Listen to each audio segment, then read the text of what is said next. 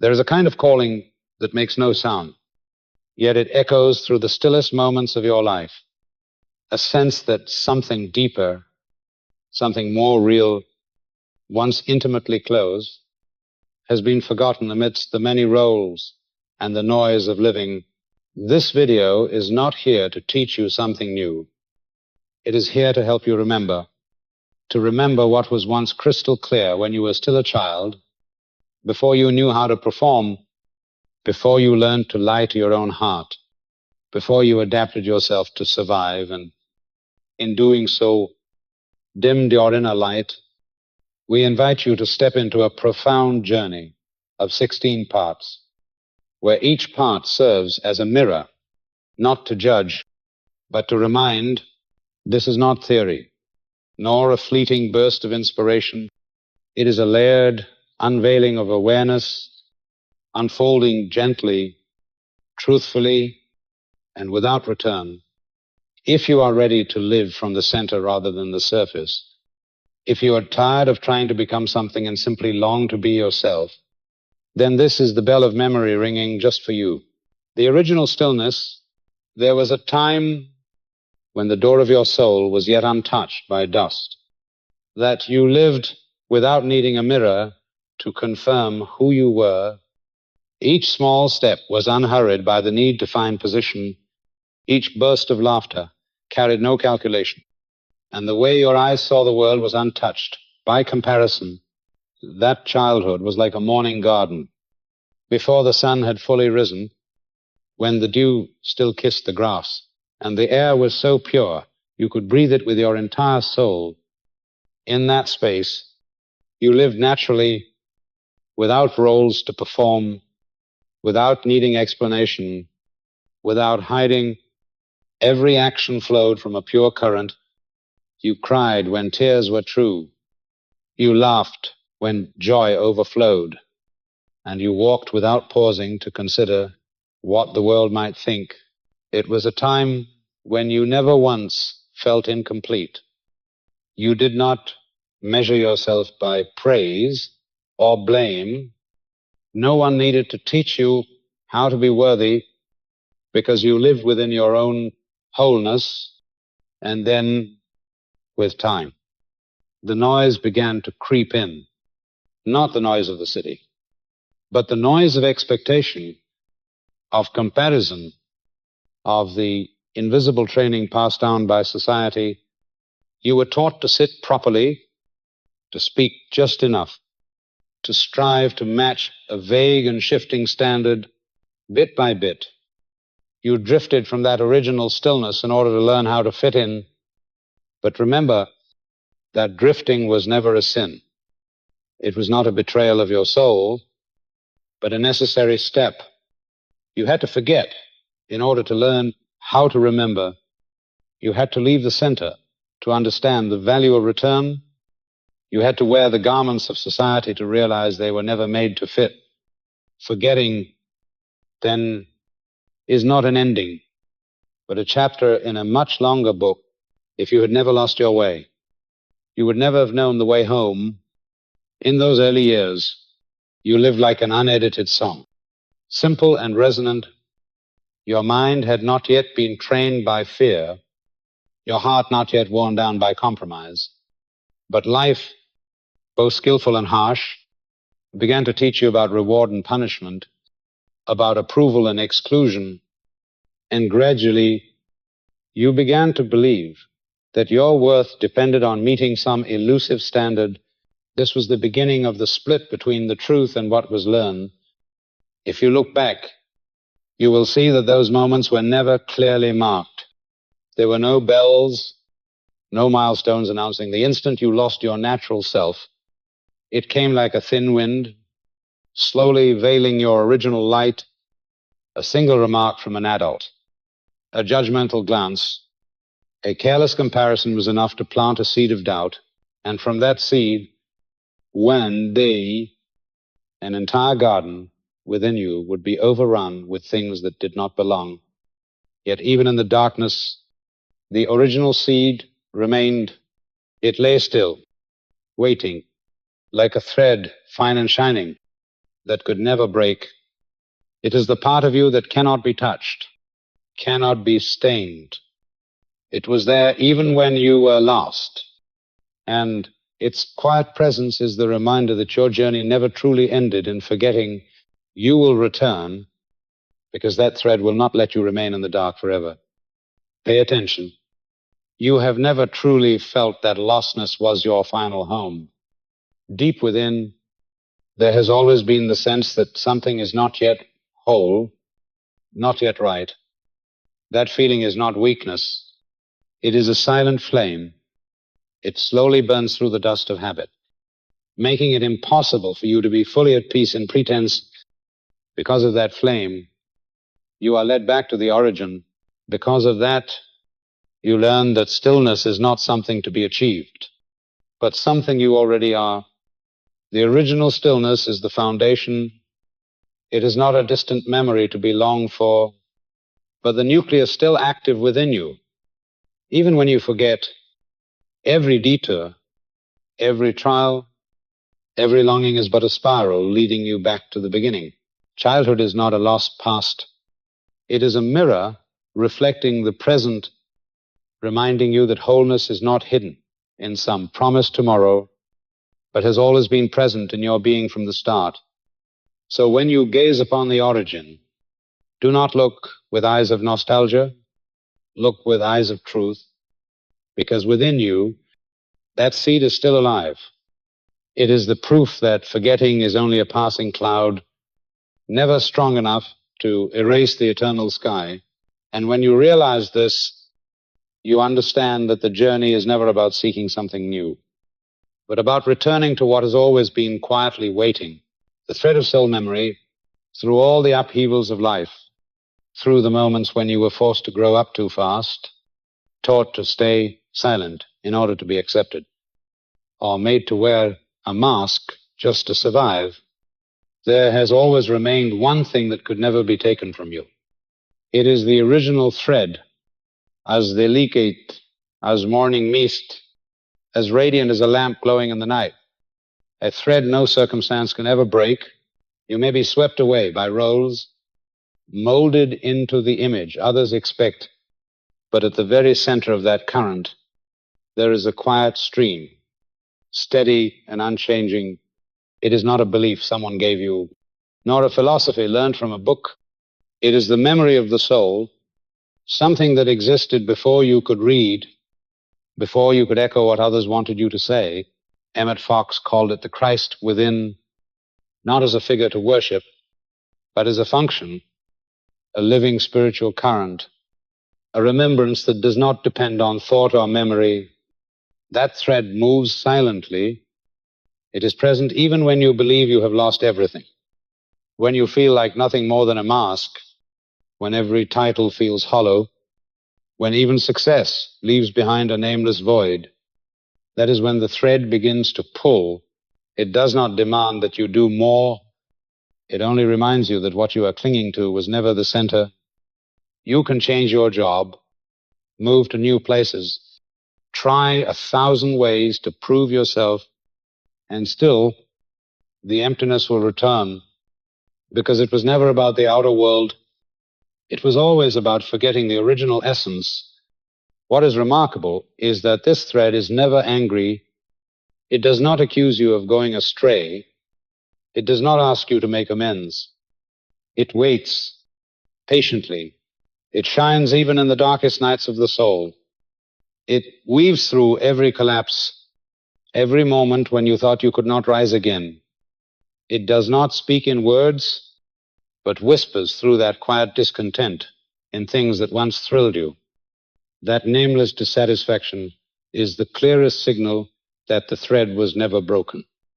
And perhaps even now, as you sit with these words, you can feel its presence. Have you ever had a moment when the world outside was loud, yet you suddenly realized the silence within you was stronger than all of it? Have you, at times, heard a faint inner calling telling you that you do not need to become someone else, that you are already enough? If your answer is yes, then that is the thread of soul memory at work. It does not need you to name it. It only needs you to acknowledge that you are still listening. I want to pause for a moment and ask you this, and you can answer it within yourself without saying a word. Can you still feel that thread in your life today? Can you still sense, in moments of stillness, a certainty that cannot be named yet remains? If you are nodding now, even just in your mind, now this is not your imagination. It is proof that you have never lost it. And I want to thank you because you are here listening, being present with yourself in this story. Your presence is what gives this journey life, for without you, these words would be nothing but sound passing through the air without meaning. The thread of soul memory is like an underlying melody. No matter how many times you change the tune, it continues to play beneath it all, keeping everything from falling apart. It is the flame that never goes out, even when storms rage. And it is that thread which will one day allow you to remember that you were never meant to search outside yourself. For the light you have longed for has always been there from the very beginning. Dear listener, if you have come this far, allow yourself a moment to breathe slowly and realize that in every breath, the thread is still glowing. It is not something you must seek. It is only something you must stop denying. And that is the reason you are still here, continuing this journey, the silent hunger. There is a hunger that cannot be satisfied by food or clothing, cannot be silenced by titles or achievements. It makes no noise, demands no attention, yet it persists like an underground current beneath the surface of life. You may rise to the heights of your career, earn the admiration of the crowd, hold positions once thought to be the ultimate goal, but when night falls, you still hear the hollow echo within. This is not failure, nor is it weakness. It is the calling, it is the pull of remembrance. Society has taught you that such hunger is a signal that you need more success, more fame, more recognition, and so you keep running with every rung you climb. You wait for the moment you will finally feel enough, but instead of wholeness, you are met with a heavy silence. That emptiness does not disappear. It is merely veiled for a time by the blinding light of outer validation. When that light fades, the darkness returns, and the silent hunger becomes more visible than ever. We often mistake this pain for deficiency. We believe perhaps we are not skilled enough, not strong enough, not worthy enough. But in truth, this pain is not a sentence. It is a compass. It signals that you have drifted from your center. It is the gravity of the soul pulling you back to where you truly belong. Without that pain, you might remain lost in roles and expectations, never stopping to ask who you really are. This hunger cannot be healed by doing more, by shouldering more, or by proving yourself harder. It only begins to quiet when you turn inward to face the part of you that has never changed. That part does not care who you are in the eyes of others. It only cares whether you are living in truth with your inner being. When you ignore it, it speaks through discontent, through emptiness, through the subtle sense that you are no longer present in the life you are living. Those who dare to face this silent hunger will come to see a vital truth. Pain is not the enemy. It is the lantern lighting the path. It will not let you rest in pretense. It will make you uneasy in garments that do not fit. It erodes your illusions until you have no place left to lean but truth itself.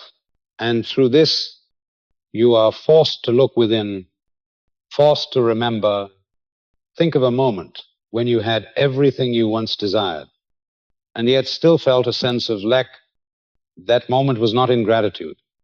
It was proof that your soul longed for something deeper, not another victory, not another title, but a return to your true self. This is a different kind of hunger. a hunger not for material gain, but for wholeness. This silent hunger is the beginning of the real journey. It is like a ringing bell, not pleasant, but impossible to ignore. You may try to cover your ears to rush toward the next goal, but the bell will only grow louder because it will not stop until you understand that what you are seeking has never been out there, but has always lived in the remembrance of your true being. So do not mistake pain for failure. Do not view discontent as a burden. See them instead as a calling home. It is the empty space that leads you to the door. It is the hunger that drives you to seek true nourishment. And once you accept that the void cannot be filled with masks, you will begin to see a fine thread of light in the dark. It has never been lost, only waiting for the day you become brave enough to follow it. The silent hunger does not destroy you. It is the force that refuses to let you settle for falsehood. It is the pull that reminds you there is a place, a rhythm, a center. You have never truly left, and when you realize this, pain no longer appears as a threat, but becomes a companion. It does not bind, it guides. It reminds you that no matter how far you have gone, there is only one path that leads you home, and that path has always been open within you. Stop explaining, and the thread appears. There comes a moment in the journey when you suddenly realize you no longer have the strength to keep protecting the separation. For years you have tried to defend a story, a role, an image carefully constructed to fit the world, but the more tightly you hold it, the more exhausted you become. And then, when you stop resisting, when you stop explaining, something strange begins to happen. Your body starts to relax, your mind softens its urgency, the role falls away like a garment too tight. It is not failure, it is an opening. Remembrance does not begin with philosophy. It does not require lofty explanations. It begins when you directly feel that something in your life has become too small for your soul. Ambitions that once stirred you now feel like habit. Conversations that once gave you belonging now feel hollow. You do not need a long analysis to know. You only need to feel the constriction in your own breath. That moment is like a quiet click, as if an ancient mechanism has returned to its rightful place. No fireworks, no noisy, just a silent clarity. You know, you cannot keep living the same way. And in that clarity, the thread appears. It does not enter your life as something new. It simply reminds you, it has always been there. Have you noticed that sometimes you do not need more advice, not more information, but simply to stop pretending, simply to admit that something no longer fits? The truth is, from the moment you stop defending the distance between you and your true self, the thread begins to glow. It was never gone. You were just busy guarding what never belonged to you. If you are still listening, pause for a breath and be honest with yourself. Is there something in your life today that has grown too narrow for your soul? Are you still playing a role just to keep the peace? Are you maintaining a habit simply because letting go might disappoint someone? Let that question echo within you. And if you find yourself ready to loosen the grip, even just a little, I invite you to write in the comments the words, "I am ready to change," or even just the number 1, so I know you are still here, still present with your own story. And I thank you for that presence, because it means you are not just listening, you are brave enough to face your own path. To stop explaining may seem like a small act, but it holds great power. It is like ending an argument in a dark room and simply turning on the light. Darkness was never truly powerful. It only existed where light was absent. In the same way, separation never truly had power. It only lived as long as you continued to defend it. And the moment you stop justifying what is not true, light returns. Just like that. You do not need to wait until you are perfect to do this. It is in your imperfection that you are already allowed to stop performing. It is in your incompleteness that you can choose to come home. And when you do, you will see clearly that remembrance has never been a process of adding, but a process of letting go. You do not need to chase another philosophy. You do not need to collect more spiritual proofs. You only need to stop and listen to the soul knocking at your door. The thread appears not because you find it, but because you stop hiding it. It shines when you admit that pretending no longer serves you. It shines when you stop making excuses for relationships that are no longer true, for habits that have expired, for roles that have become a burden. And once it begins to shine, everything else becomes clearer. You are no longer lost, for you now have an inner compass, silent but unwavering. Remember, the first step is not a grand act, but a small truth. That truth is the key that unlocks the door you thought had long been closed. And when that door opens, you will see the thread has always been there, waiting for you from the beginning, never teared. It is the proof that you do not need to become someone else to return. You only need to stop pretending you were lost, removing, not accumulating. The ego always arrives with countless proposals. It draws up strategies, systems, and methods to make you better, stronger, more worthy. It whispers that just one more step, one more achievement, one more validation, and you will finally touch wholeness. But the more you chase it, the more weary you become, because the truth is, the real work does not lie in accumulating more, but in removing, not in adding another layer, but in peeling off what has weighed you down, not in building a new castle, but in dismantling the walls that have long separated you from your true center. Spiritual work is not like collecting degrees, achievements, or experience. It is not a competition where you score points through methods and techniques. Instead, it is a surrender to the distortions that have taken shape in your mind. These distortions do not come from your essence. They come from agreements made with fear, from habits of self-protection, from narratives deeply imprinted by society. You do not need to defeat them or prove yourself stronger. You only need to look at them directly and admit they were never you. The Christ within is not a system to memorize. He does not require detailed plans to operate. He only needs to be reseated in the center where he has always belonged. But for so long, you have placed many other things on that throne.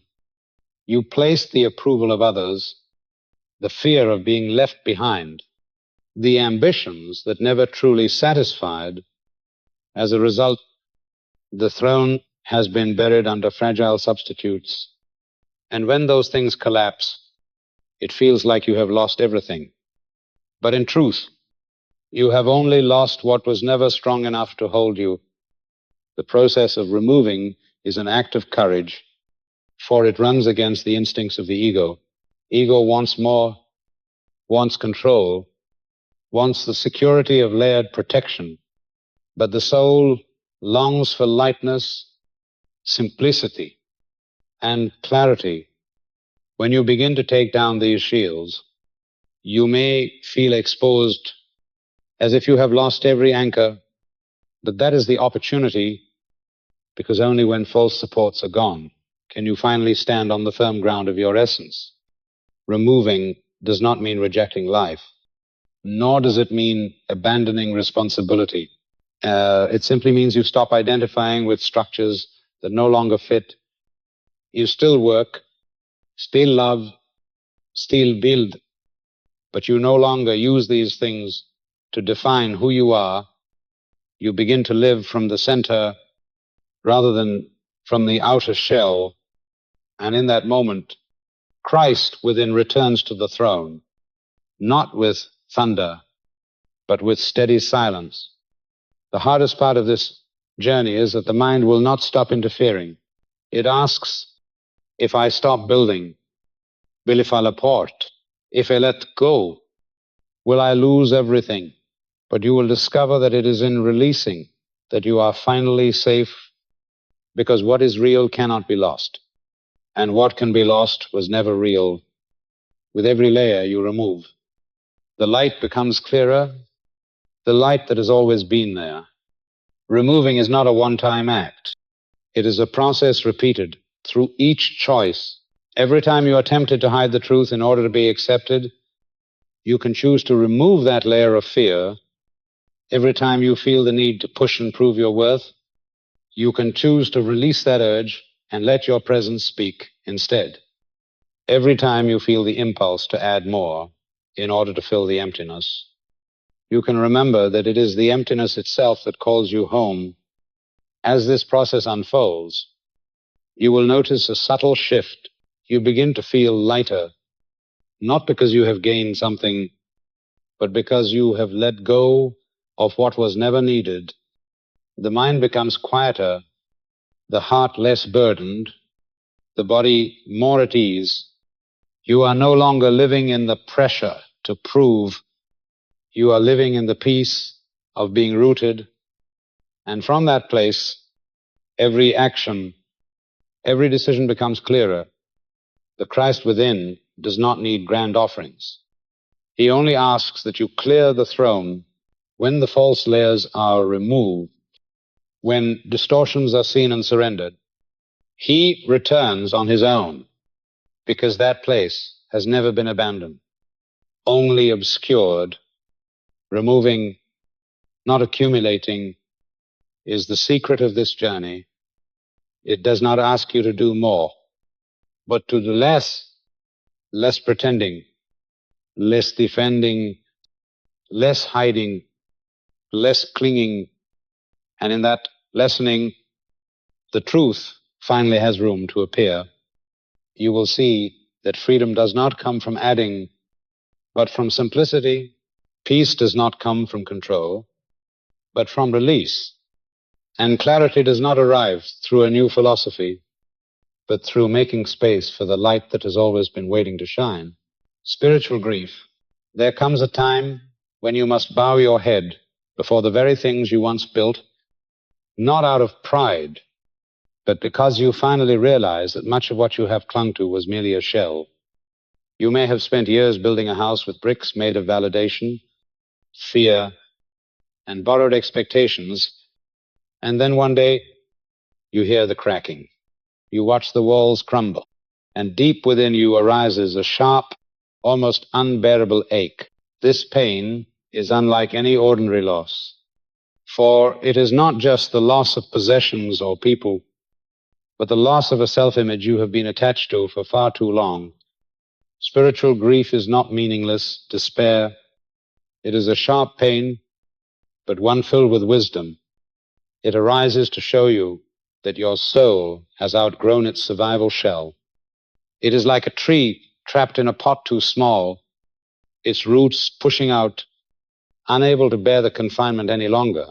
The pain is a signal that you can no longer live within the old structure.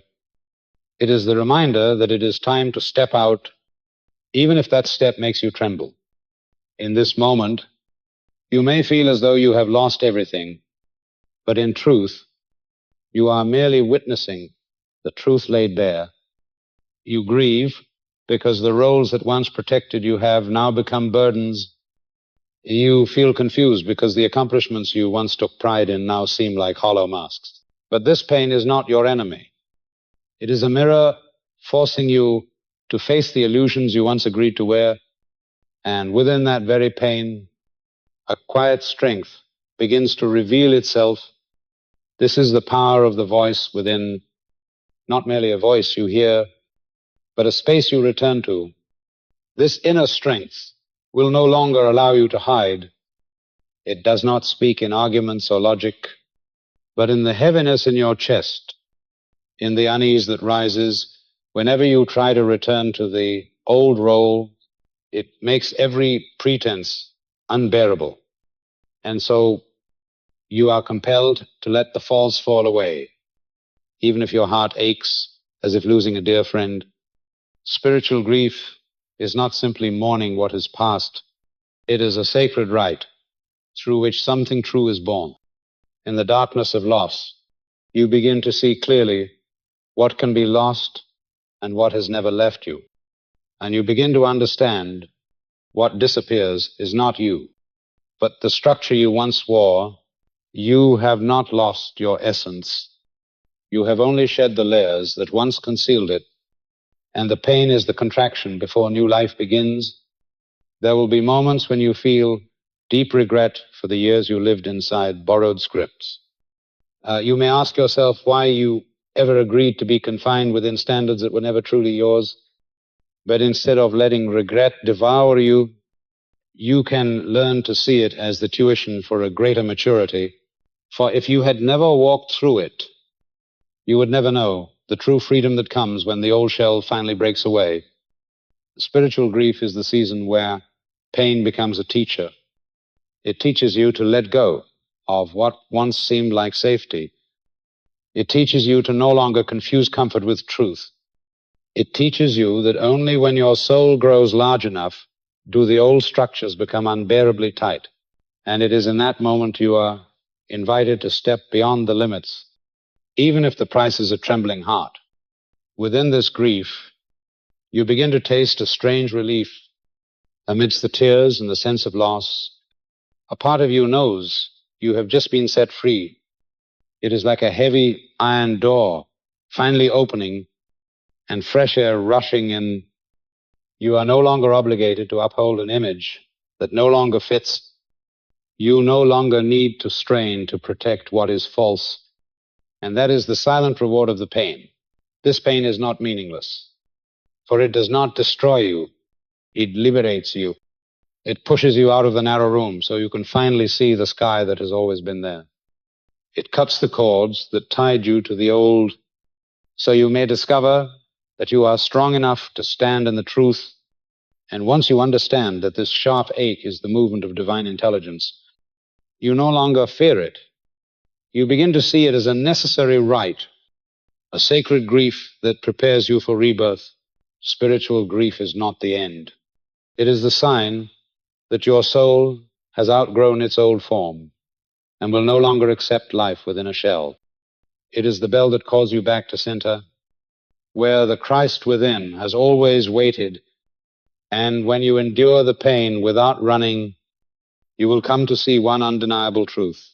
No loss can ever take from you what has always been yours. You are merely shedding so that you may clearly see your essence was never damaged. Silent incubation, after the violent tremors, after the old shell cracks and crumbles, people often expect a dramatic moment, a radiant rebirth like a flame bursting forth in the night. But the truth is different. The collapse of what is false makes no loud sound. It unfolds quietly like an old wall slowly dissolving under rain and wind. There is no trumpet to announce it, no flash of light, only a dense silence, and within that silence, something new begins to take form. Silence is the incubator in which your true self begins to rekindle its rhythm of life. It does not push. It does not rush. It wraps around you like a mother's embrace over a seed of life. Within that stillness, what seemed lost is slowly restored from the root. You do not need to do much, only to remain still and allow the emptiness to do its work. This very pause is a subtle environment where what is true has the chance to breathe again. To rise, to declare itself, those who have walked this path know the feeling well. On the outside, nothing may appear to change, but within you, transformation is occurring moment by moment. The inner turmoil begins to quiet down. The mental conflicts lose their meaning, and in their place, a deepening stillness emerges. This stillness is not void or absence. It is a quiet current, like the ground preparing spring in silence. You may not yet see the green shoots, but you know the soil is working. At this stage, Patience becomes the great teacher. The ego wants action, wants explanations, wants certainty that something is happening. It whispers that silence is a waste, a loss of time, but the soul knows that silence is the work itself. Remaining still at the threshold is the strongest act. It is like sitting through the long winter night, trusting that the morning light will surely come, even when there's no sign of it yet. The key is to learn not to flee from this stillness, because silence can frighten you. Since it no longer offers the distraction of noise, no longer allows you to avoid yourself, it brings you face to face with the echoes of your former shell. But instead of breaking you, this confrontation sets you free. Old memories, old habits, old reflexes rise to the surface. Then Father, no longer holding the same power as before. Stillness is the test of your loyalty to the true self.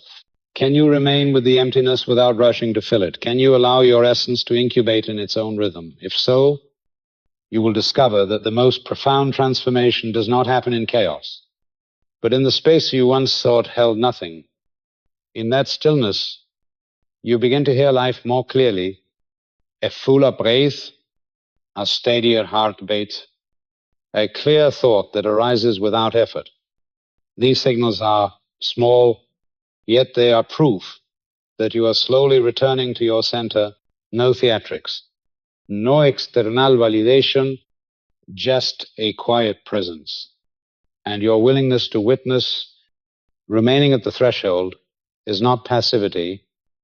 It is the highest form of awareness, where you stop resisting, stop controlling, stop explaining. You allow the truth to come in its own way, without interruption.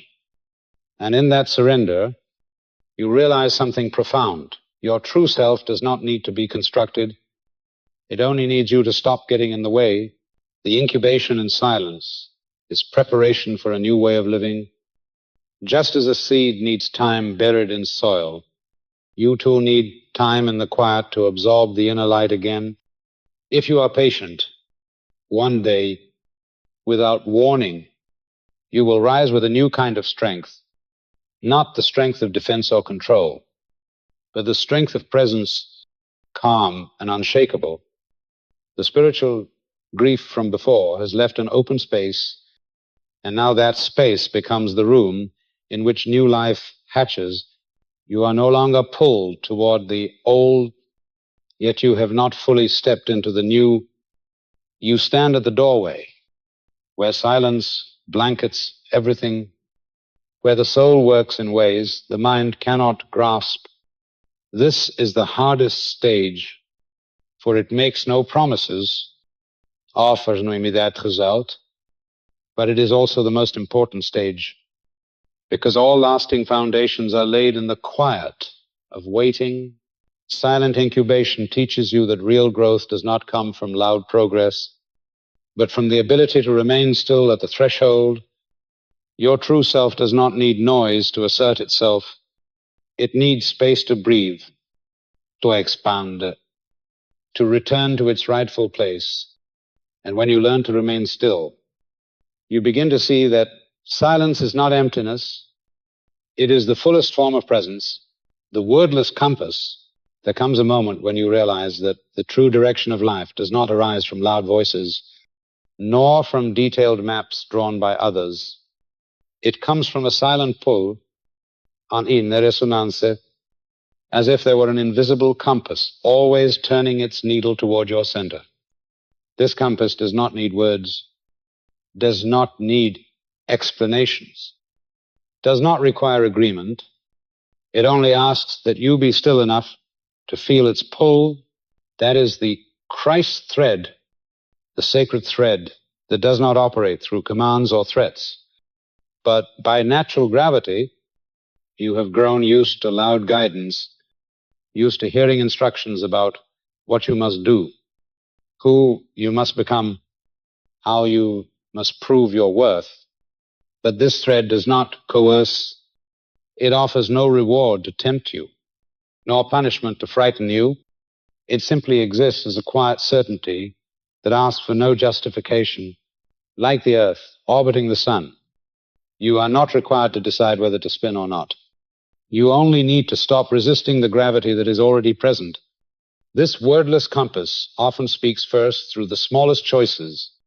You find yourself disinterested in conversations that once felt easy.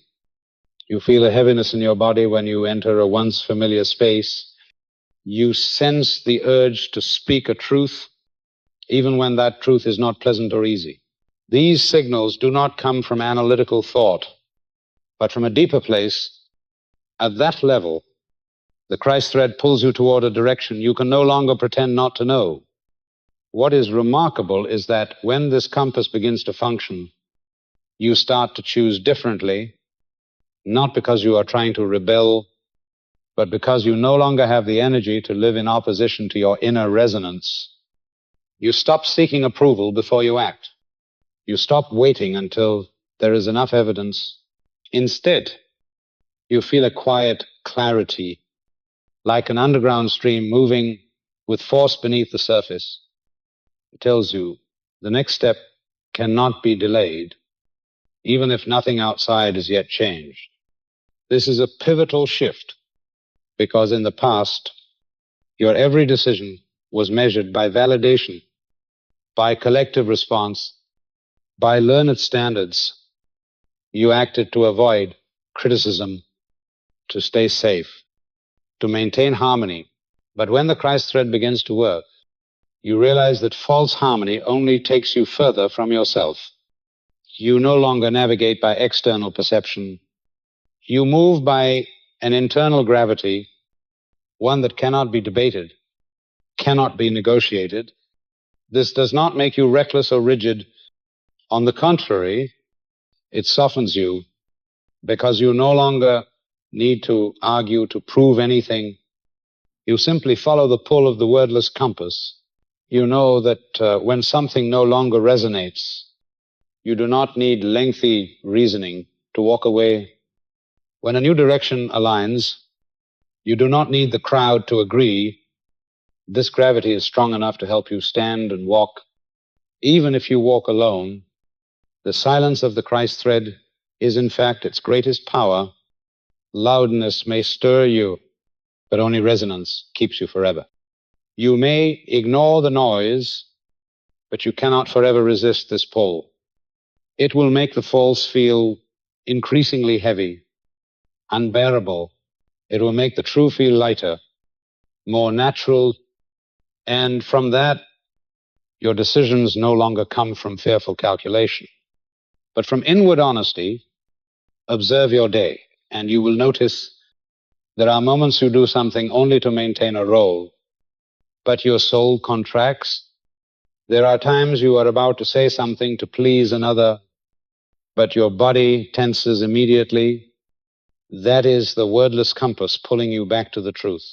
And then there are moments you choose a step that seems irrational, but something inside you feels light and expanded. That is the sign you are in. Step with the Christ thread.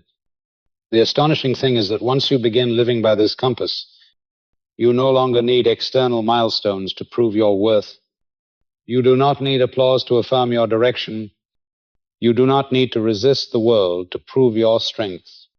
You simply choose what resonates, and in doing so, you begin to see that your very presence becomes the proof without needing to say a word. The wordless compass does not give you the whole map. It gives you the next rhythm, but in trusting that rhythm, one step at a time, you discover a strength greater than having the entire plan, for knowing in advance can lead to pride or fear, but walking in resonance step by step keeps you alive to the present. This is not the path of control, but the path of agreement with truth. The Christ thread has never asked you to be extraordinary. It only invites you to be real, and in that realness, you begin to see that clarity does not come from the crowd, but from listening within.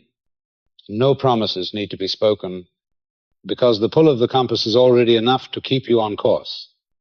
No pressure, no validation, no justification, only a quiet certainty steady as gravity. As you begin to live this way, you will feel lighter about decisions that once filled you with confusion. You will see what no longer fits naturally fall away without effort. You will witness relationships that truly resonate begin to appear without searching, and you will come to understand that it was never you who chose the compass, but that the compass chose you from the beginning.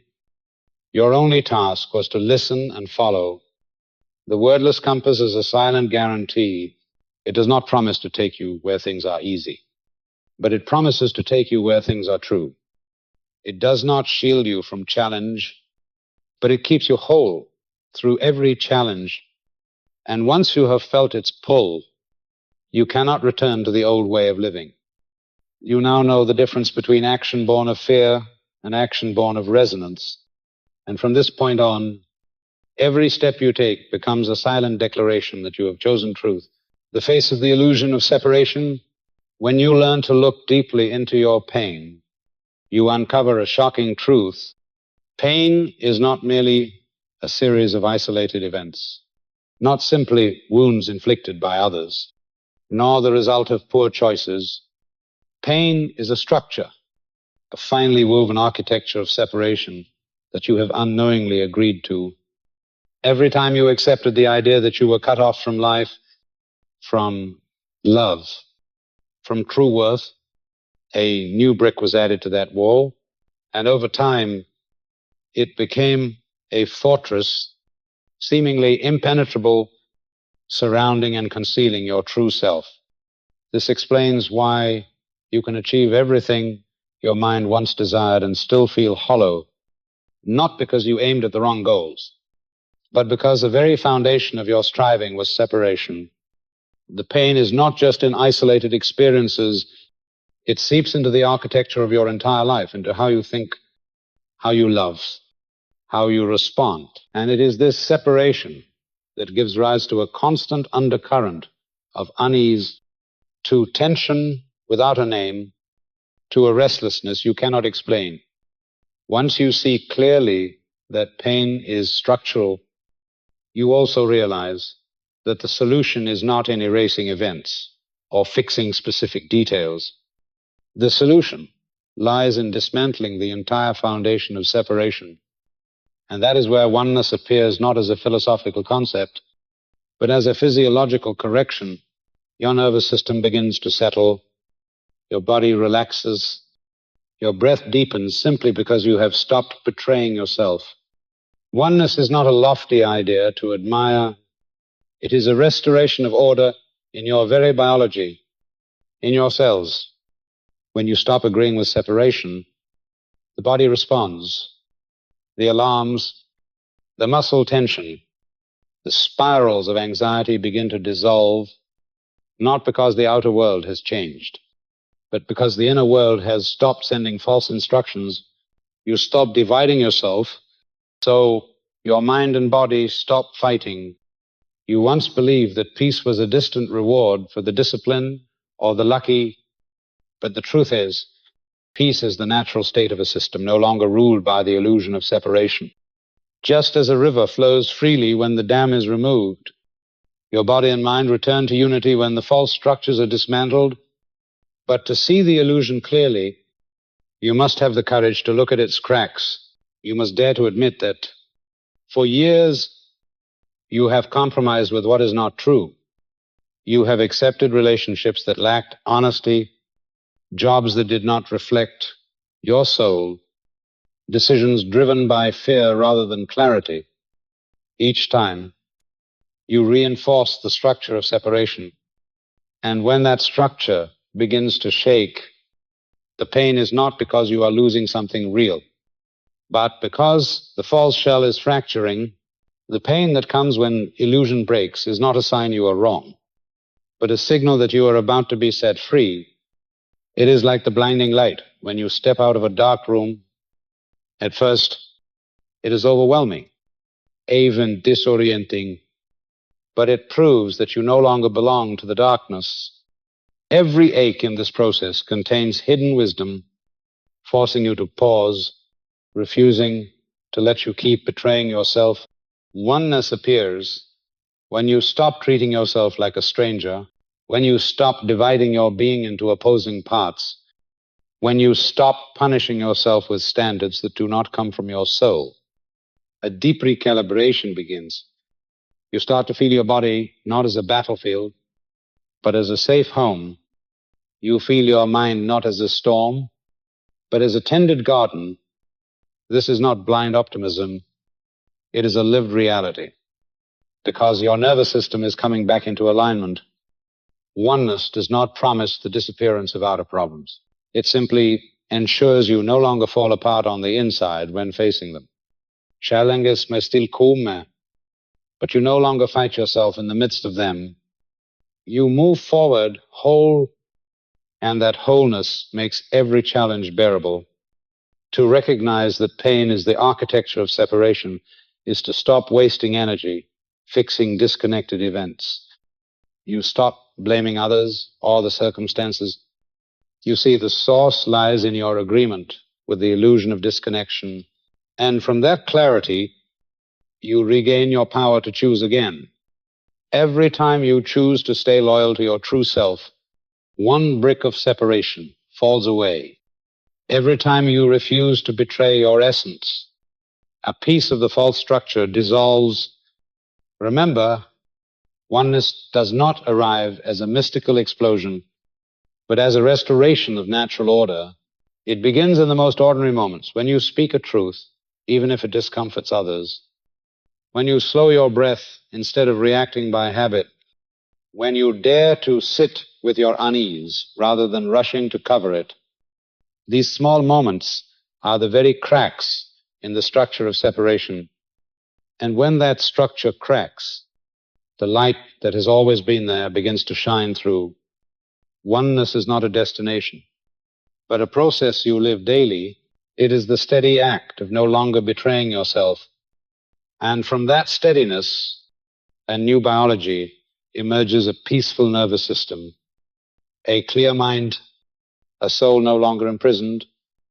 This is the mark that you are truly on the path.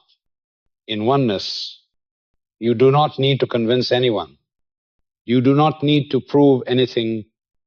The peace in your very cells becomes the evidence, and when others meet you, they will feel the difference.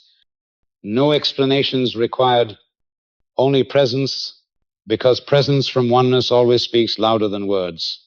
The sacred inner order. There comes a stage on the journey when you begin to sense a new alignment taking shape. Not loud, but unmistakable. Not dramatic, but enduring. The inner authority reverses its flow, and what was once inverted now slowly returns to its rightful place. Spirit becomes the source, heart becomes the rhythm, mind becomes the translator, and body becomes the instrument. This sacred order is not something you create. It is something that has always been there, waiting to be restored once the clutter is cleared. For a long time, you lived within a reversed structure where the mind sat on the throne. It crowned itself as tyrant, endlessly imposing, interpreting, controlling, generating a stream of thoughts without end. It pretended to lead, but in truth it was only a frantic gatekeeper. It built stories to protect you, but those stories only pushed you further away from your true self. This inversion turned life into a battlefield where you were exhausted from overthinking, over-planning, and over-fearing. But when the Christ thread begins to illuminate, you feel a quiet reversal begin. Spirit returns to its rightful place as the origin of all awareness. Heart follows in rhythm, transforming that source into felt vibration, into emotion, into intuition. Mind no longer rules, but resumes its proper role as translator. It no longer defines truth.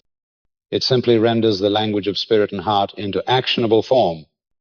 And body, no longer burdened by the rigid commands of a stressed mind, becomes the living expression of harmony. This transformation does not arrive with fireworks. It comes as a gentle order restored in a house once in disarray. You begin to notice that important decisions no longer arise from logic, but from a deeper clarity. Bright ideas no longer come from pressure, but from a quiet space within the heart.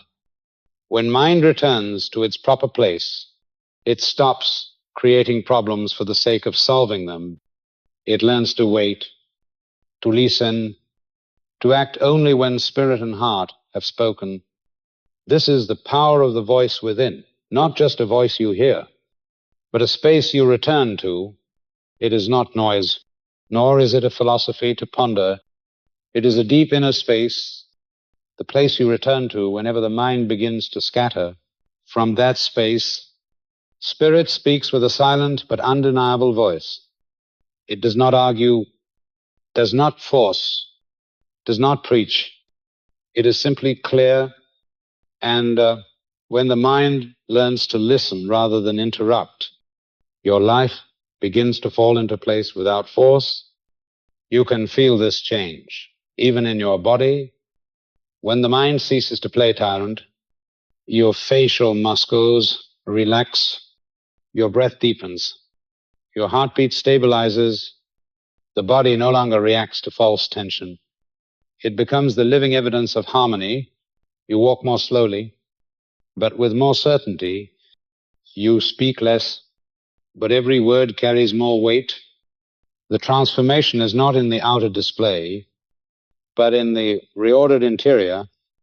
When spirit leads, you begin to live from source instead of from lack. Heart gives that source a rhythm. So you feel the direction not through logic, but through resonance. Mind translates that resonance into tangible choices, but no longer schemes to seize control. The body receives these gentle instructions and manifests them through action.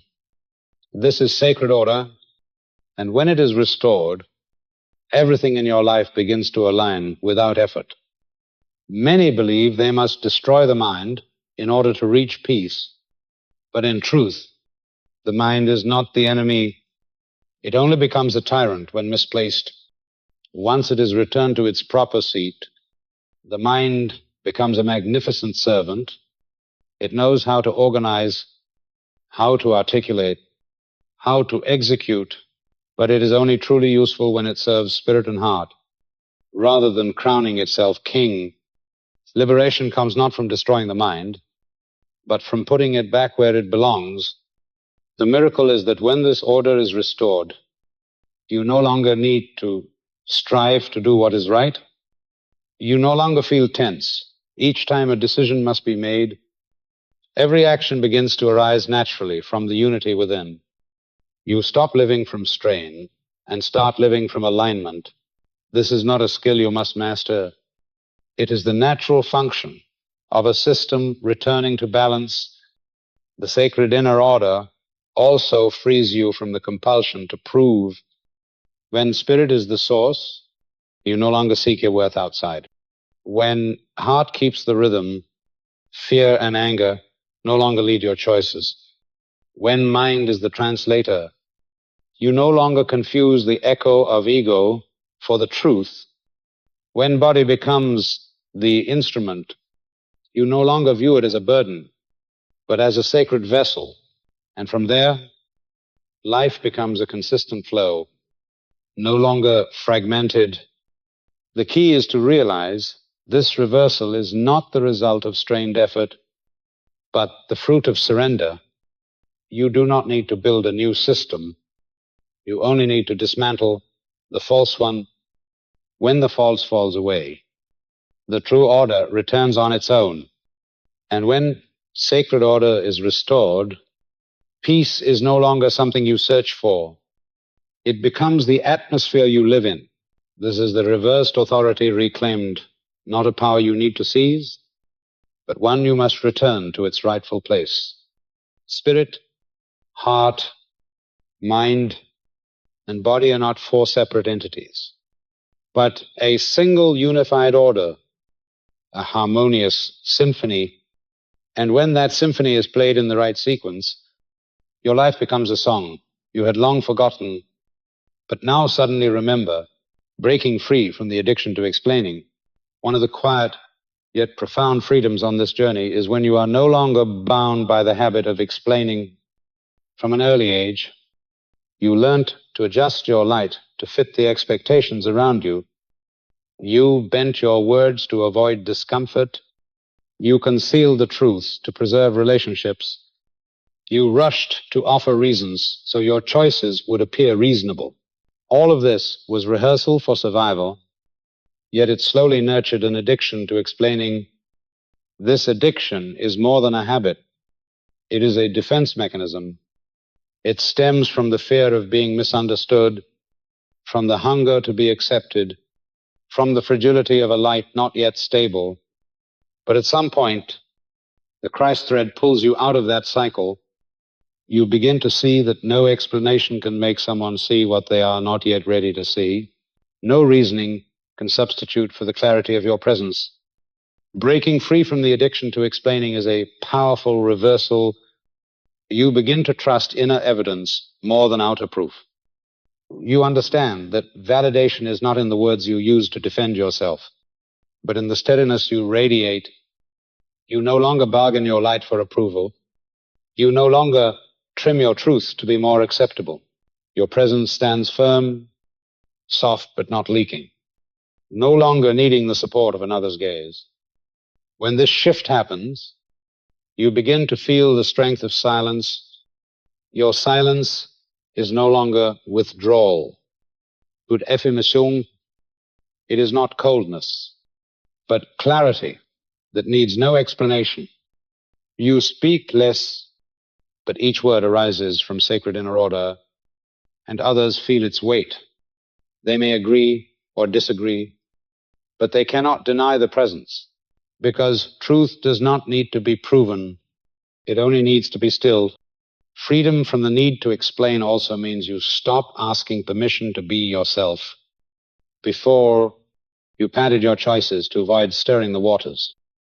You waited for positive reactions to validate your convictions, but when inner maturity arrives, you no longer need that assurance. You act from unity, and that unity becomes your greatest evidence. This does not make you rigid or defiant. In fact, it makes you softer than ever, because you no longer need to resist. Without the burden of justifying, you no longer leak energy trying to persuade. You contain your light, and it flows without being wasted. This softness is not weakness, but softness without leakage, like a still stream that makes no noise, yet wears down the hardest stone. Breaking free from explaining is when you realize that truth is not a negotiation. It does not need to be dressed up to appear more appealing. It does not need to be shielded to avoid conflict. Truth only needs to be lived. And when you live it, your presence becomes the loudest language. Those who are ready will hear it. Those who are not will pass by. And you no longer need to control that. In that moment, you receive a liberating lesson. Silence has a voice of its own. When you stop justifying, your quiet becomes the space where others see themselves. They may misunderstand, but that misunderstanding is no longer your burden. They may oppose you, but their opposition cannot take your stillness. You let others walk with their awareness while you remain anchored in your own presence. This is not merely a change in how you speak. It is a transformation in how you exist. You stop spending energy armoring every word with justification. You stop bending to fit. Instead, you show up with the clarity of being. And when you show up like that, all explanation becomes unnecessary. This maturity does not make you lose compassion. On the contrary, it makes you love more deeply, because you remember the exhaustion of constantly needing to explain in order to be accepted. You no longer need others to understand you at all costs. You only hope they find their own truth, and the way you inspire is not through argument, but through your quiet, unwavering presence. Breaking free from the addiction to explaining is a sign you have entered a new phase of inner freedom. You no longer measure your worth by nods or glances. You no longer need external proof to trust the inner knowing. You have seen enough, felt enough, witnessed enough, and from here, every breath you take affirms one thing: light does not need to explain itself. It only needs to shine, shedding the survival role. There comes a moment when the inner light shines directly upon the scaffolding you once built around the self that was designed to survive. You begin to see how it took shape through language, through reflexes, through every unconscious gesture. You notice it in the way you smiled to please, nodded to stay safe, stayed silent to avoid conflict. All of these were planks added to the makeshift stage on which your role was performed. It was never your true essence, merely a temporary structure built to help you survive in a world that itself wears masks to function. When that light descends, the first reaction is often rejection. You may feel the urge to destroy everything, to disown the fact that you ever lived that way. But the truth is far more tender. There's no need to hate it. That survival role, though inauthentic, once carried you through many storms. It was never your enemy, merely a protective layer to keep you alive. And when it is no longer needed, you do not have to destroy it. You simply stop feeding it. When it no longer receives energy from fear, from reactive habits, from the need for approval, it naturally dissolves. At that moment, the original self begins to rise, not in an explosion, but in a quiet, steady emergence. You notice your voice changing, becoming lighter, less defensive. Your emotional reflexes slow down just enough to give you the space to choose rather than be dragged. Your gaze no longer searches for approval. It steadies, clear and calm. The true self does not scream for existence. It simply needs you to stop performing. The difficulty is not in the shedding, but in accepting the emptiness that follows when the role dissolves. For so long, you identified with that stage. When it falls, you feel exposed, but it is this very vulnerability that sets you free.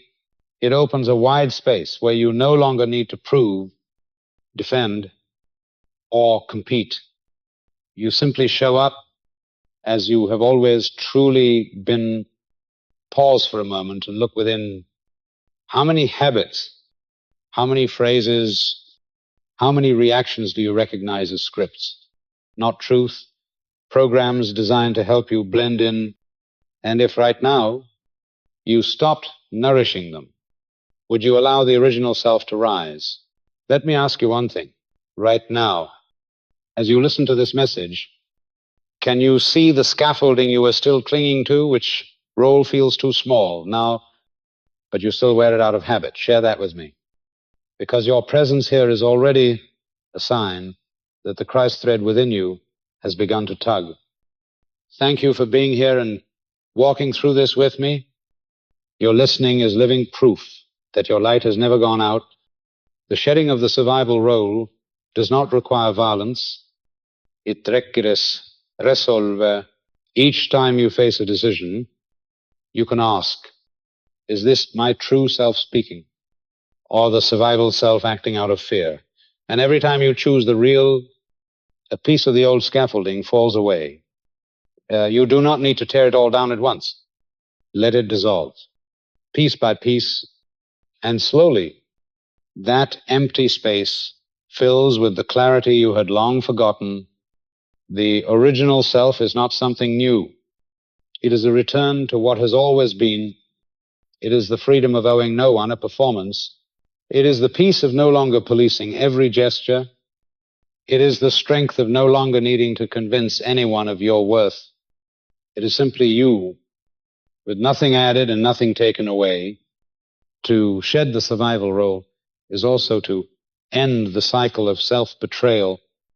When you stop letting fear govern your reactions, you step into clarity.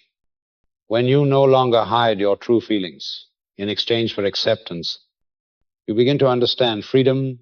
When you stop wearing masks to keep the peace, you start to know what real love feels like. This is the process of not merely living, but living in wholeness. And when the scaffolding finally falls, you discover that life does not collapse as your ego had warned. On the contrary, life begins to move to a new rhythm, simpler and clearer. The relationships that remain are real. The work that comes aligns with your core. What is false naturally fades away. You stop chasing. You stop holding on. You simply walk with the rhythm of your being, and that rhythm is enough to carry you. This is the journey of return, not to become someone else, but to stop living as someone you never truly were, not to create a new perfect image, but to remove the false ones that blurred the truth. And in that unfolding, you come to see that freedom is not about adding more, but letting go. It is not something to reach, but something to come home to. Embodiment instead of improvement. A fundamental shift begins the moment you relinquish the old role and stop feeding the mask of survival. The energy once consumed to uphold an image, to manage how others perceive you, to protect a fragile ego, is now released, and that energy does not disappear. It flows into creation, into communion, into authentic expressions you were once too bound to offer. In the old state, you live like a building under constant renovation. There was always something to fix, something to improve, something to tweak or patch. You chased after better versions of yourself, but never felt enough. Improvement became a vicious cycle, born from the belief that your original self was lacking. But when you enter embodiment, that entire logic collapses. You no longer try to become someone else. You simply allow your true essence to flow through you. Embodiment means your energy no longer moves outward for protection, but inward to birth new life. You begin to create not because you must prove anything, but because something within longs to be expressed. You commune with others not to fill a void, but because you are full and overflowing. This is the turning point where you realize that all the greatest things you seek can arise naturally when the mask no longer drains your vitality. Inner sovereignty is affirmed in 3 simple gestures: pause, see, then choose. You pause to interrupt the momentum of reaction.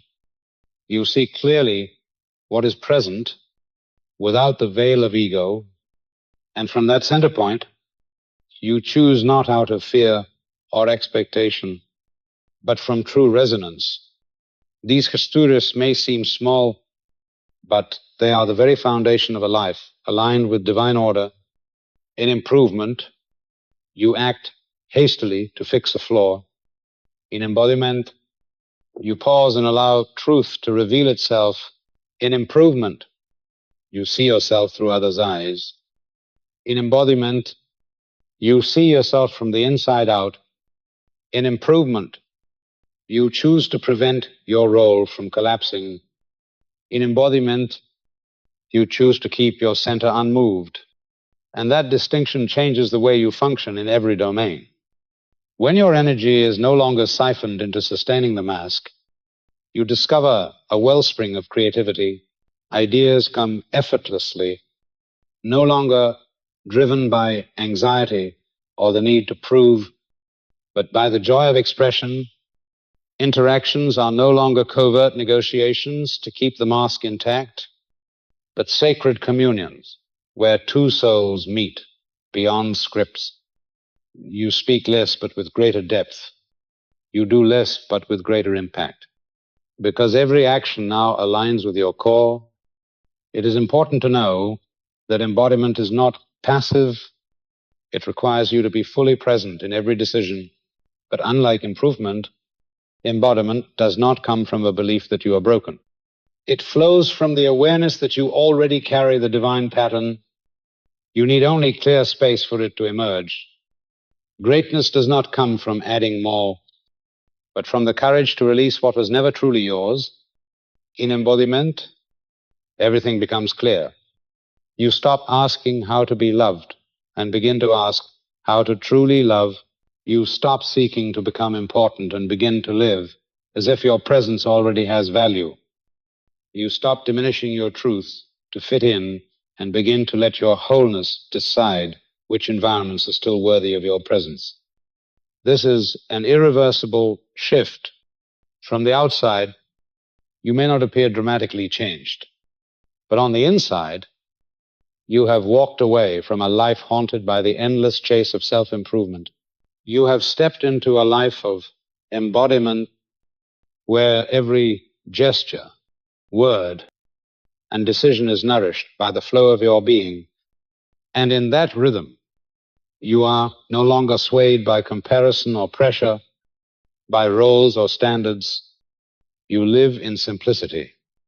But that simplicity radiates a power no improvement could ever produce. To embody rather than improve is the crossroads where you see clearly. Your being is not a project to construct, but a source to uncover. And when that source is freed, your life becomes the testimony. No slogans needed, no explanations, no display. Your presence alone declares one eternal truth. Truth needs no decoration. It only needs to be lived. The unassuming rhythm of life. Awakening is not a grand firework display, nor a sudden explosion that overturns your life. Awakening comes like the dawn, slow, quiet, yet certain. It does not overwhelm you. It gently unveils the light until you realize that the night has vanished without knowing exactly when.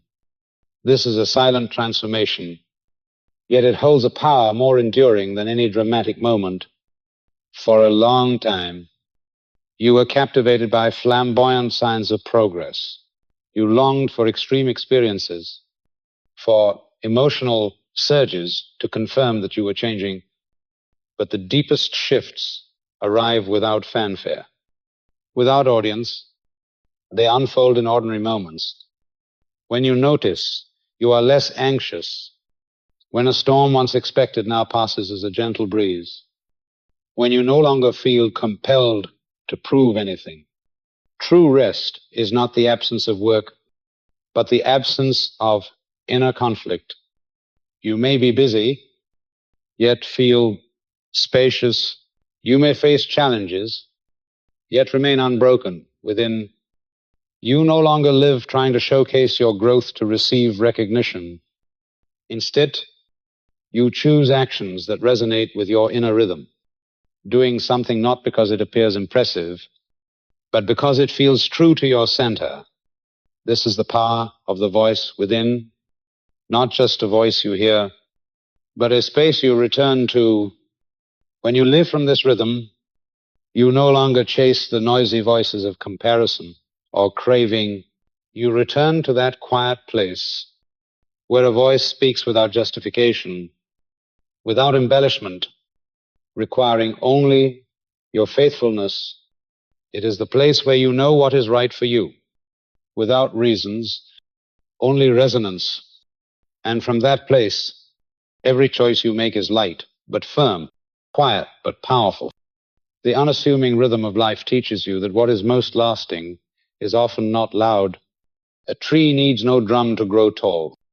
A river needs no spotlight to keep flowing.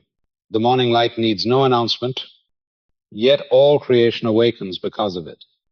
Likewise, your inner awakening needs no proclamation. It only asks for your steady alignment, and that very steadiness brings forth profound transformation. This does not mean you will no longer experience moments of excitement or great turning points, but you will no longer depend on them to measure your progress. You stop using the drama of events to validate your growth. You begin to trust the quiet change, to trust the ordinary rhythm becoming the natural climate of your life. That is the true sign of inner maturity. When you live in this rhythm, you no longer need to display to the world that you have entered a new state. Truth needs no advertisement. It only needs to be lived. And when you live it, the world feels it without a word. Those who meet you will sense a serenity that needs no explanation, a quiet strength, a luminous presence without spectacle. What is remarkable is that this rhythm makes you more steadfast. In the past, when you craved dazzling signs, you were easily shaken when they did not appear. You doubted, you worried, you searched again for another confirmation. But once you have embraced the gentle rhythm of dawn, you no longer need such proofs. You know that if you remain patient, the light will surely fill everything. In this silence, you begin to see the value of choosing by resonance. A small decision, if misaligned, instantly feels off. A small act, if aligned with your center, brings immense peace. And you realize your strength does not lie in grand gestures, but in your faithfulness to small daily choices. That is how you build a truly sustainable life. To awaken, like the dawn, means you no longer seek overwhelming moments to confirm the truth. You begin to see that the absence of drama is the very evidence that change has become deeply rooted. When you no longer need to display, you are free. When you no longer need to prove, you are at rest. When you no longer aim to impress, you begin to create from purity. This is the sign that the Christ thread within you has become your natural rhythm, no longer something to remember, only something to live. Maturity in the world, true maturity, is not about withdrawing from life, nor is it about blending into it to the point of losing your essence. It is the ability to stand firm in the midst of the world, to walk through collisions, temptations, and challenges without being swept into the vortex of forgetfulness. Maturity is when you learn how to let the world pass through you without penetrating you, to let the noisy current move by without it carrying you away. At this stage, you begin to sense that your boundaries are no longer brittle. In the past, a single doubtful glance or a word of criticism could shatter you, causing you to patch yourself up quickly with others' approval. But now, those boundaries have become transparent and flexible. You can open them to connect, and you can close them to preserve, not because you have built higher walls, but because you have found a solid foundation within. The peace you hold now is no longer fragile like thin glass. It is like a deep lake where even if the wind stirs and the waves rise, the waters beneath remain still. This peace does not come from avoidance, but from the ability to stand fully present without letting the external dictate the internal. It is not a peace that exists only when things go well, but a peace that remains steady in the middle of the storm. Your presence now becomes a mirror, not to judge, but to invite others look into you and see themselves, sometimes with comfort, sometimes with discomfort, but always with a quiet reminder. You do not need to force anyone to change. You do not need to convince anyone to believe in truth. You only need to stand there as an honest mirror, and in that reflection, the falsehoods in others begin to show themselves. Maturity in the world means you no longer play the game of polarization. You do not need to prove yourself superior, nor prove others wrong. You know that everyone is exactly where they need to be in their journey. You do not interfere to control, nor withdraw in contempt. You hold space, you remain present, and your presence alone carries transformative power. This requires a silent discipline, the discipline of not reacting from old patterns, the discipline of not letting fear speak for you, the discipline of staying centered even when misunderstood or unrecognized, And within that discipline, you grow not as someone detached from the world, but as someone who knows how to live in the world without being of it. Maturity is also the ability to use boundaries as instruments of love. When you say no to what does not align, it is not selfish rigidity, but compassion for both yourself and the other. When you choose silence over argument, it is not avoidance, but the offering of space for truth to emerge. When you walk away from relationships that no longer resonate, it is not abandonment, but an act of reverence for both souls. At this level, the world is no longer a place to search for identity, but a stage where your true self naturally shines. You do not need to paint on extra colors or strain to stand out. You only need to live in truth, and that truth will shape the environment around you. Others may walk with you or leave, but you are no longer shaken by it. Maturity in the world is the most difficult lesson because it requires you to both expand and remain grounded, to love without collusion, to be fully present without dissolving. It is the art of living like a flame, warm enough to bring light, strong enough not to be extinguished, but not so wild as to burn everything down. This balanced state gives rise to a freedom you have never known before.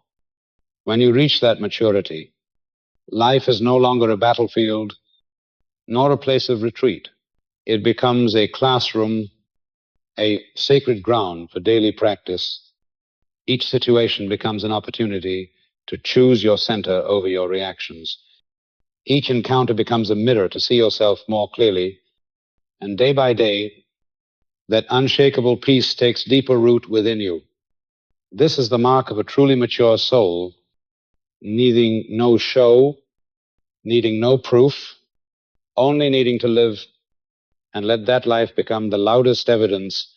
Maturity in the world does not make you distant from humanity. It brings you closer, for you have learned how to be present unconditionally. And in that presence, others are reminded that they too carry such peace within, only waiting for their return. Merged into the stream of remembrance, it is no longer a journey of seeking, for you have become the path itself. No longer a hesitant step tracing the spiritual thread, for you have become the thread. Realization no longer comes from concept, but from a state of deep, clear living, where you no longer abandon yourself to adapt, no longer trade truth for agreement. From this point forward, maturity is no longer measured by knowledge, theory, or emotional intensity, but by your quiet presence in every moment of living. You no longer need to prove that you are progressing, no longer crave recognition for being on a journey of awakening. True progress is measured by how much you no longer abandon yourself. Even in the most ordinary moments, you eat like one who remembers, walk like one who is present, speak like one who does not lose themselves to please others. Every act becomes sacred, not because of its form, but because you now see the sacred within what once seemed ordinary, and that is the clearest sign of a soul that has truly returned. You no longer need to seek more light, for you have become a transparent window through which light shines, no longer waiting for outer confirmation, for you have restored the inner order. Where spirit leads, the heart transmits, the mind interprets, and the body becomes the vessel of truth. You are no longer walking toward the thread. You are the thread. Every effort becomes simple because there is no longer inner resistance. When you sit still, you are not hiding. When you act, you are not rushing to fill a void. When you love, it is not to be loved in return, but as a river flowing in its natural direction, without need of reason. Life is no longer split between the spiritual and the worldly. Each small movement of daily living becomes a silent temple, where every gesture is a prayer, every choice a testimony. You live not to impress, not to appease the ego, but because it is the natural flow of one who has dissolved all separation. You now see that peace is not a reward for those good enough, but the original nature of a mind, no longer divided. You do not need to cling to peace as a possession, but only to stop betraying it through misaligned choices. And in that choice, each day you step more firmly into the stream of remembrance, not from memory, but from the soul's knowing. There is no ringing bell, not coronation, only a quiet steadiness. You are not on a stage, not seeking followers, not preaching with words. Yet anyone who enters your field feels something has been recalibrated. They may not know what, but they clearly sense a stillness, and that stillness is not empty, but full. You begin to see that you no longer need to chase the world's cycles of success, nor run from past mistakes. Everything has its rightful place. You do not erase the past, nor are you bound by it. You do not run to the future, nor do you fear it. Time is no longer a chain, but the very material with which you weave a life in harmony with spirit. On your face rests a relief that cannot be put into words, not because everything is perfect, but because you have stopped resisting, not because you control everything, but because you no longer force anything, not because you feel nothing, but because feelings no longer drive you away from your center. You still laugh, still grieve, still love, still fall silent, but you no longer lose yourself in any of it. This is where you live without needing to be known, without needing to be validated. You do not try to shine, yet your presence reminds others of their own light. And that is the most profound influence, not born of power, but of transparency. To merge into the stream of remembrance is not a special event, but a new rhythm of life. Each day is no longer a challenge to overcome, but an opportunity to embody truth in the smallest acts. You begin to understand that everything has always been right, that every detour was not failure, but necessary preparation for you to remember who you are. And now you no longer need to go anywhere. You only need to live as though you have returned, for the truth is, you never truly left. This is the power of voice within, not just a voice you hear, but a space you return to, a space from which every choice arises with clarity, every action infused with peace, and every step echoes one simple truth. I have remembered. You do not need to become someone new. You only need to stop leaving yourself. The journey does not lead you anywhere. It simply peels away the layers. You mistakenly thought, were you, until the original truth rises. Without effort, peace is not a destination, but the very substance you already carry. Light is not outside of you, for you are the window through which that light shines. From this moment on, you no longer need to seek the guiding thread, because you are that thread. You do not need to do anything more to be worthy of love. You only need to stop resisting it. You do not need to preach a single truth. You only need to live as one who has remembered. This is the power of voice within, not just a voice you hear, but a space you return to